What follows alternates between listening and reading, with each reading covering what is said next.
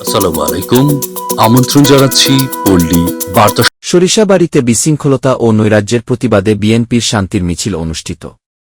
সরিষাবাড়ী থেকে আমাদের প্রতিনিধি বীর মুক্তিযোদ্ধা আব্দুল আজিজ জানান, জামালপুর জেলার বিএনপির সভাপতি ফরিদুল কবির তালুকদার এর নেতৃত্বে মঙ্গলবার বিকেলে এক শান্তির মিছিল অনুষ্ঠিত হয়েছে।